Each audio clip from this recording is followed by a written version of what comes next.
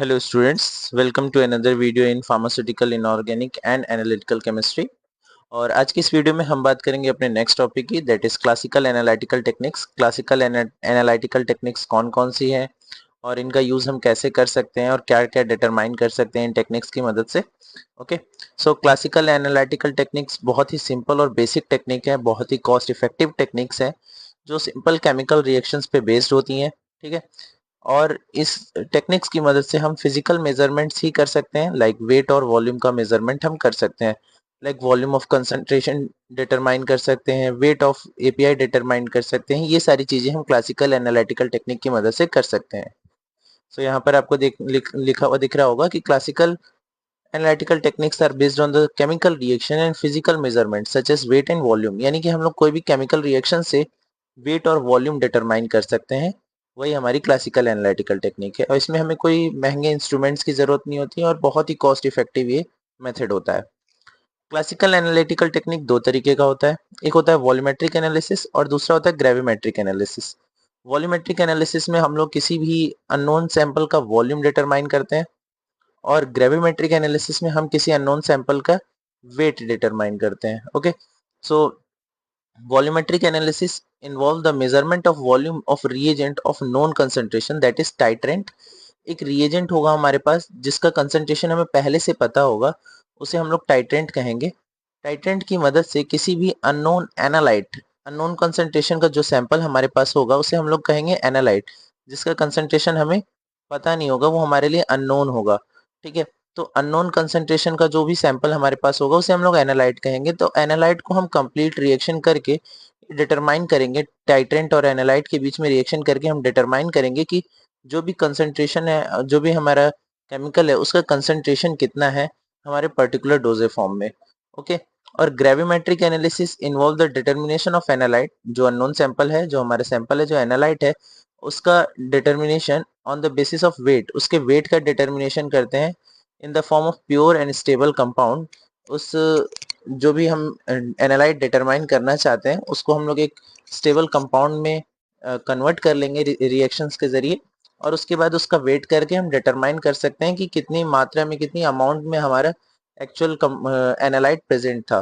ठीक है, सो volumetric analysis किस तरह से करते हैं और ग्रेविमेट्रिक एनालिसिस किस तरह से करते हैं, चलिए वन बाय वन देख लेते हैं। सबसे पहले है वॉल्यूमेट्रिक एनालिसिस। तो volumetric analysis also called titrimetric analysis, जिसमें हम लोग टाइट्रेशन करके एनालिसिस करते हैं, उसे हम लोग टाइट्रीमेट्रिक एनालिसिस कहते हैं। Okay, based on the reaction between the analyte and titrant, इसमें एनालाइट और टाइट्रेंट के बीच में एक रिएक्शन होता है, यानी एनालाइट को हम टाइट्रेंट से रिएक्शन कराते हैं। एनालाइट क्या है, एनालाइट हमारा जो सैंपल है उसे हम लोग एनालाइट कहेंगे, जिसे हम लोग डिटरमाइन करना है, और टाइट्रेंट हमारा नोन सैंपल है, यानी नोन कंसंट्रेशन वाला हमारा सैंपल है, उसे हम लोग टाइट्रेंट कहेंगे। ओके, और एनालाइट जिसे हमें डिटरमाइन करना है वो है। ठीक है, इन दोनों के बीच में रिएक्शन कराएंगे। So the end point is detected by physical change using the indicator. And point, ये रिएक्शन टाइट्रेंट और एनालाइट के बीच में रिएक्शन कैसे कंप्लीट हुआ, ये हम एंड पॉइंट कैसे डिटरमाइन करेंगे, बाय यूजिंग एन इंडिकेटर। हम कोई भी फिजिकल इंडिकेटर यूज कर सकते हैं। इंडिकेटर हमें बताएगा कि इन दोनों के बीच में हमारा रिएक्शन जो है वो कंप्लीट हो चुका है, और बाय इंस्ट्रूमेंटल मेथड, और इसे हम लोग इंस्ट्रूमेंटल मेथड से भी डिटरमाइन कर सकते हैं। The technique the technique is accurate, precise, simple and widely used. ये बहुत ही एक्यूरेट टेक्निक है, प्रिसाइज है, सिंपल है और कॉस्ट इफेक्टिव भी है, और बहुत ज़्यादा यूज की जाती है technique, that is volumetric analysis. Okay, so titrant क्या है, एक सोल्यूशन जिसका कंसंट्रेशन हमें पहले से पता है उसे हम लोग टाइट्रेंट कहेंगे। एनालाइट क्या है, एक ऐसा सब्सटेंस जिसको हमें डिटरमाइन करना है, जिसका कंसंट्रेशन हमें पता करना है।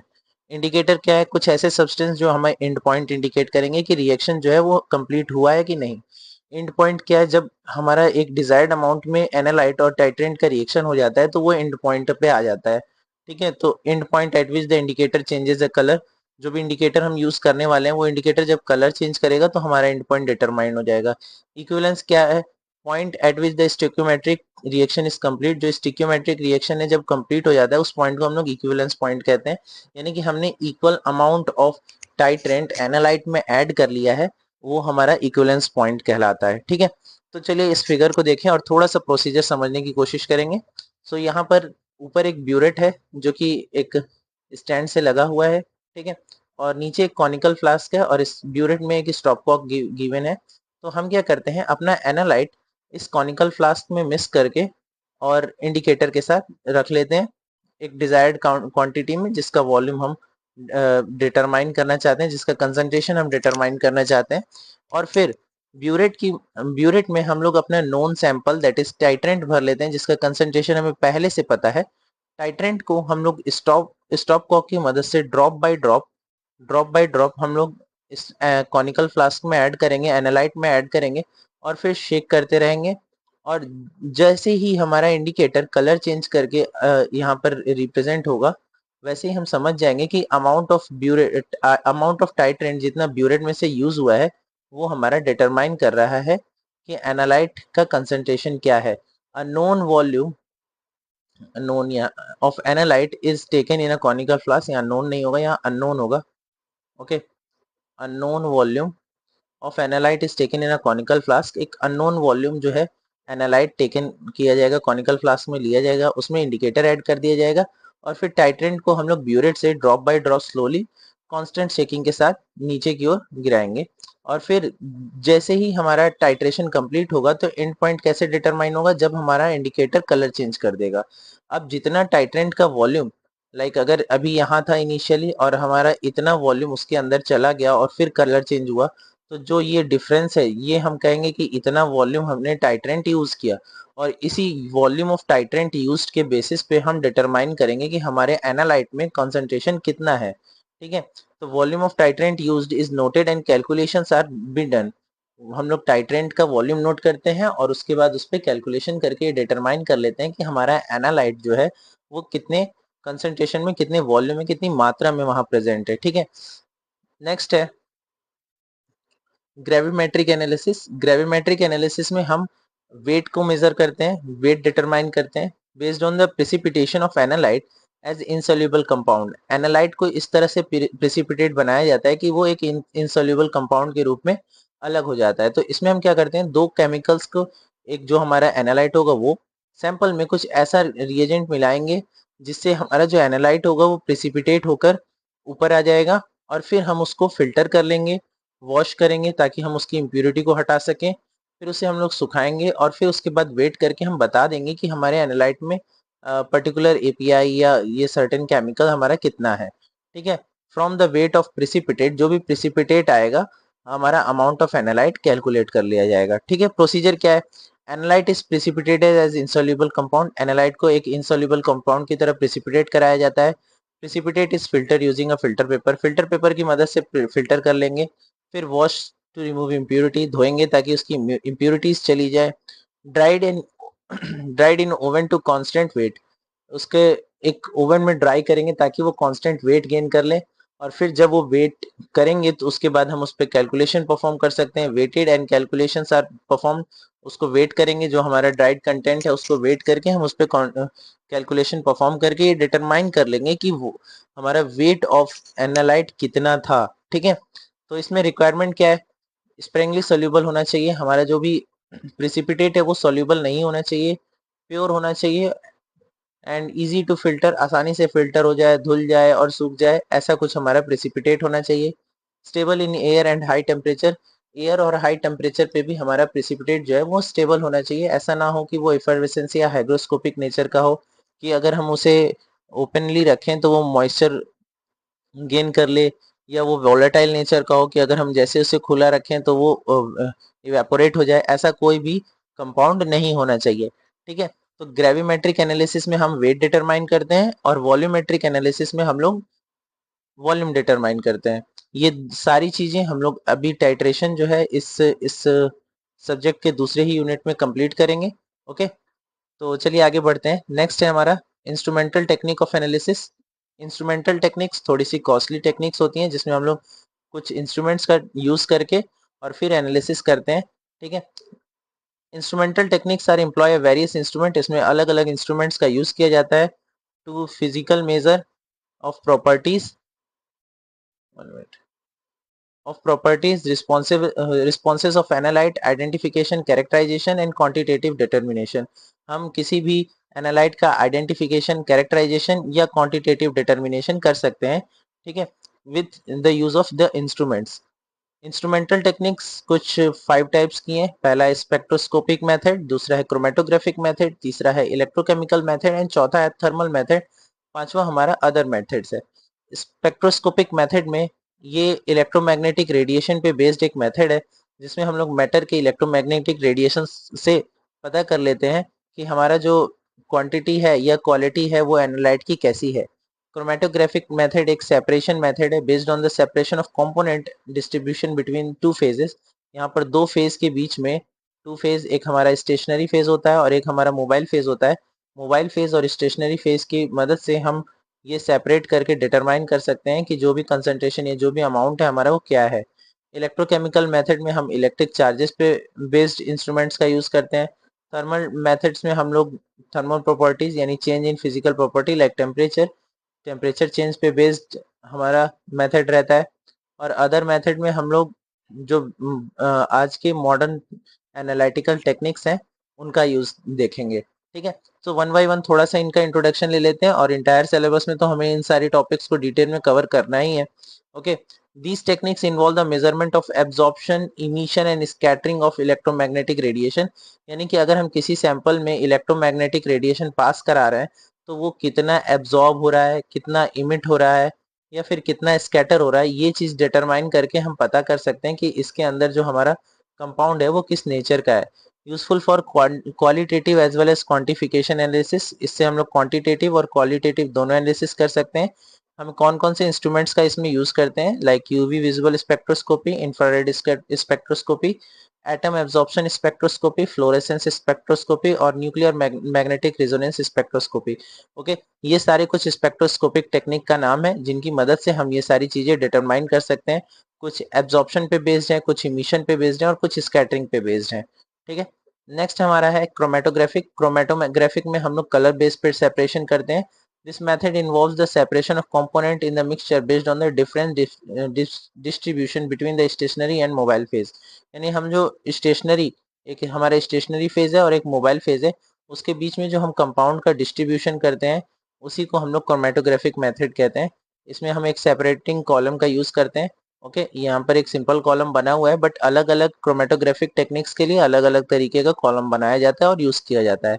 वाइडली यूज फॉर सेपरेशन, हम क्रोमेटोग्राफिक मेथड का सबसे ज्यादा यूज सेपरेशन, आइडेंटिफिकेशन और क्वांटिफिकेशन यानी क्वांटिटी डिटरमाइन करने के लिए करते हैं कि किसी भी ड्रग में इम्प्योरिटी की का सेपरेशन, आइडेंटिफिकेशन और क्वांटिफिकेशन हो पाए। ठीक है, एग्जांपल क्या क्या है। पेपर क्रोमेटोग्राफी बहुत ही सिंपल क्रोमेटोग्राफी है। फिर थिन लेयर क्रोमेटोग्राफी बहुत कॉमन क्रोमेटोग्राफिक टेक्निक है। Column chromatography, high performance liquid chromatography, gas chromatography, ऐसे ही और भी बहुत सारी क्रोमेटोग्राफिक टेक्निक्स हैं जिनकी मदद से हम दो फेज में यानी कि मोबाइल फेज और स्टेशनरी की फेज के बीच में अपना जो कंपोनेंट है उसको सेपरेट कर लेते हैं। नेक्स्ट है electrochemical method based on the measurement of electrical properties. ये इलेक्ट्रिकल प्रॉपर्टीज के मेजरमेंट पे बेस्ड एक मेथड है। Current such as potential current and conductor, इसमें हम लोग पोटेंशियल करंट या कंडक्टेंस की मदद से हम डिटरमाइन करते हैं कि हमारा सैंपल किस प्रॉपर्टी का है, किस नेचर का है। Useful for determining the redox properties, ये हमारे सैंपल की रेडॉक्स प्रॉपर्टीज को डिटरमाइन करता है, आयन कंसंट्रेशन को डिटरमाइन करता है। कुछ हमारे एग्जांपल्स है कॉमन इलेक्ट्रोकेमिकल मेथड के, like pH metry, potentiometry, conductometry, volume voltammetry और एम्पीरोमेट्री। ये कुछ हमारे एग्जांपल्स हैं इलेक्ट्रोकेमिकल मेथड के जिनकी मदद से हम किसी भी अननोन सैंपल को एनालाइज करके उसका कंसंट्रेशन या उसका वेट डिटरमाइन कर सकते हैं। नेक्स्ट है थर्मल मेथड जो कि हमारा हीट पे बेस्ड है, टेम्परेचर पे बेस्ड है। This method measure a physical property changes as a function of temperature. ये मेथड जो है टेम्परेचर पे बेस्ड है, यानी टेम्परेचर अगर चेंज होगा तो बहुत सारे सब्सटेंस का जो क्या कहते हैं सेल्फ लाइफ है वो भी चेंज हो जाता है और वो सब्सटेंस की स्टेबिलिटी भी में भी असर आ जाता है। So useful for studying the stability, purity, polymorphism, dehydration, ये सारी चीजें हम लोग थर्मल मेथड से स्टडी कर सकते हैं। कौन कौन से मेथड है, एक है TGA थर्मोग्राविमेट्रिक एनालिसिस, दूसरा है DSC डिफरेंशियल स्कैनिंग कैलोरीमेट्री और तीसरा हमारा डिफरेंशियल थर्मल एनालिसिस DTA। ये कुछ तीन हमारे थर्मल मेथड्स है जिनकी मदद से हम डिटरमाइन करते हैं कि हमारा जो भी ड्रग है, जो भी सोल्यूशन है वो किस नेचर का है, किस प्रॉपर्टी का है, उसकी स्टेबिलिटी, प्योरिटी, उसका डिहाइड्रेशन, ये सारा इंडेक्स हम लोग चेक कर पाते हैं। अदर मेथड में हमारे कुछ ऐसे टेक्निक्स हैं जो हमारे आजकल वाइडली यूज होते हैं। This include the various modern and advance analytical technique like mass spectroscopy, X ray diffraction, nephelometry, turbidimetry and flow injection analysis. ये सारे कुछ हमारे एडवांस मेथड है जिसमें हम लोग अपने इंस्ट्रूमेंट्स का यूज करके आसानी से सैंपल को, एनालाइट को डिटरमाइन कर लेते हैं। की पॉइंट्स क्या क्या हैं? Instrument methods are more sensitive. Instrumental methods बहुत ही सेंसिटिव होते हैं, एक्यूरेट होते हैं और बहुत जल्दी हो जाते हैं, but they are too costly. Okay, required a sophisticated instrument and trained personal. हमें इस मेथड को परफॉर्म करने के लिए यानी इंस्ट्रूमेंटल एनालिसिस करने के लिए कोई ट्रेन्ड पर्सनल ही चाहिए। Okay, provide with the qualitative and quantitative information. इससे हमें क्वालिटेटिव और क्वांटिटेटिव दोनों इंफॉर्मेशन मिल जा रही है। Essential for modern pharmaceutical quality control and research. ठीक है, आजकल का जो फार्मास्यूटिकल है, जो चेंज हुआ है, उसके अकॉर्डिंग क्वालिटी कंट्रोल, रिसर्च, इन सभी चीज़ों में बहुत यूजफुल है। ओके, नेक्स्ट है, यहाँ पर मैंने एक कॉमन टेबल बनाया है जिसको आप गो थ्रू कर सकते हो और समझ सकते हो कि सारे आपके जो इंस्ट्रूमेंटल टेक्निक्स हैं उनमें क्या क्या डिफरेंस है। सो पहले प्रिंसिपल की ही मेनली बात करेंगे। प्रिंसिपल क्या है? वॉल्यूमेट्रिक एनालिसिस का प्रिंसिपल रिएक्शन पे बेस्ड है। किसके किसके बीच में? एनालाइट और टाइट्रेंट के बीच में। ग्रेविमेट्रिक एनालिसिस जो है प्रिसिपिटेशन पे बेस्ड है, एनालाइट के बीच में। स्पेक्ट्रोस्कोपिक मेथड में हम लोग इलेक्ट्रोमैग्नेटिक रेडिएशंस का यूज करते हैं। क्रोमेटोग्राफिक मेथड में हम लोग टू फेजेस का यूज करते हैं सेपरेट करने के लिए। इलेक्ट्रोकेमिकल मेथड में हम लोग इलेक्ट्रिकल प्रॉपर्टीज का यूज करते हैं और थर्मल मेथड में हम लोग चेंज इन टेम्परेचर का यूज करके अपने एनालिसिस को बहुत ही इफेक्टिव बनाते हैं। Okay, but the combination of this two analysis technique will give you a better result.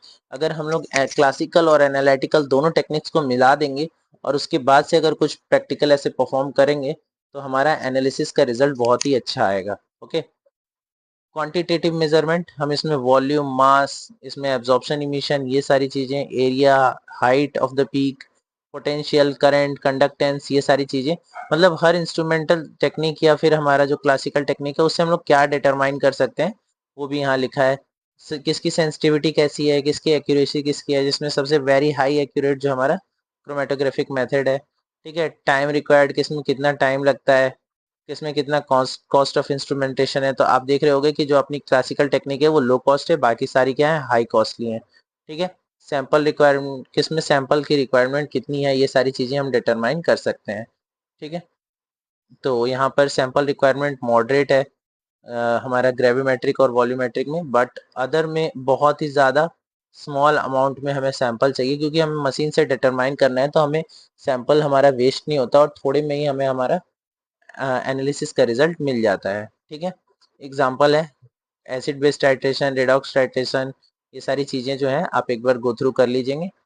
फिर advantage of instrumental method, advantage ये है कि ये बहुत ही हाई सेंसिटिव है, स्पेसिफिक है और एक्यूरेट है। रिक्वायर्ड लेस सैंपल, इसमें सैंपल की ज़रूरत कम पड़ती है। फास्टर एनालिसिस हो जाता है और can detect the analyse complex mixture, ये सारी चीज़ें डिटरमाइन हो जाती हैं, यानी एनालाइज और कॉम्प्लेक्स का एक मिक्सचर होता है रिएक्शन के दौरान, वो डिटरमाइन हो जाता है। Provide the both qualitative and quantitative data, हमें इससे क्वालिटेटिव क्वांटिटेटिव दोनों डाटा मिल जाता है। ओके, फिर है requires a less manual handling and reduce human error. अगर इंस्ट्रूमेंटल मेथड का यूज़ कर रहे हैं तो हमें मैनुअल हैंडलिंग नहीं करनी है और ह्यूमन एरर से तो हम लोग बच ही जाएंगे। ठीक है, suitable for modern pharmaceutical research and quality control. अभी जो हमारे रिसेंट फार्मास्यूटिकल रिसर्च हैं उसमें इसकी ज़्यादा सुटेबिलिटी है। लिमिटेशंस भी हैं कुछ, रिक्वायर एक्सपेंसिव इंस्ट्रूमेंट, बहुत महंगे इंस्ट्रूमेंट्स की ज़रूरत है। ट्रेड पर्सन चाहिए, कोई अनस्किल्ड पर्सन इसे नहीं ऑपरेट कर सकता। Required control environmental studies, some techniques required a reference standard, not all the analyte can be analyzed by one instrument। सारे एनालाइट्स को एक ही इंस्ट्रूमेंट से एनालाइज नहीं किया जा सकता, सबके लिए अलग अलग इंस्ट्रूमेंट्स की जरूरत पड़ेगी। Initial cost is very high, इसमें इनिशियल कॉस्ट बहुत ही हाई होता है। ठीक है, तो ये सारी चीज़ें जो हैं आप लिमिटेशन में याद रखेंगे। Key points to remember, no single technique is suitable for all analysis. जितने भी एनालिसिस अभी हम लोगों ने पढ़े उसके लिए कोई सिंगल टेक्निक करके हम नहीं पता कर सकते, हमें क्लासिकल प्लस इंस्ट्रूमेंट दोनों टेक्निक्स को ऐड करना पड़ेगा। क्लासिकल एनालिटिकल टेक्निक और इंस्ट्रूमेंटल टेक्निक दोनों को ऐड करके ही हम कोई प्रिसाइज रिजल्ट तक पहुंच सकते हैं। Selection of technique depend upon the nature of analyte. कौन सी टेक्निक हम सेलेक्ट करते हैं ये हमारे एनालाइट के नेचर पे डिपेंड करता है। उससे हमें एक्यूरेट या किस तरह का रिजल्ट कितने टाइम में मिल रहा है, ये सारी चीज़ों पे डिपेंड करता है। Classical method are economical but less sensitive. Classical method जितने भी हैं वो इकोनॉमिकल है, यानी ग्रेविमेट्रिक और वॉल्यूमेट्रिक एनालिसिस जो हम कर रहे हैं वो बहुत ही इकोनॉमिकल है, बट वो सेंसिटिव नहीं है। दूसरा जो इंस्ट्रूमेंटल मेथड है वो बहुत ही सेंसिटिव है, रैपिड है और एक्यूरेट है। और तीसरा कॉम्बिनेशन अगर इन दोनों का कर दे तो हमें सबसे बेटर और रिलायबल रिजल्ट ऑब्टेन्ड होगा। ठीक है, तो ये कुछ की पॉइंट्स थे और कुछ हम लोगों ने आज क्लासिकल एनालिटिकल टेक्निक और इंस्ट्रूमेंटल एनालिसिस टेक्निक के बारे में जाना। मिलते हैं अपने नेक्स्ट वीडियो में। Thanks students, thanks for watching this video.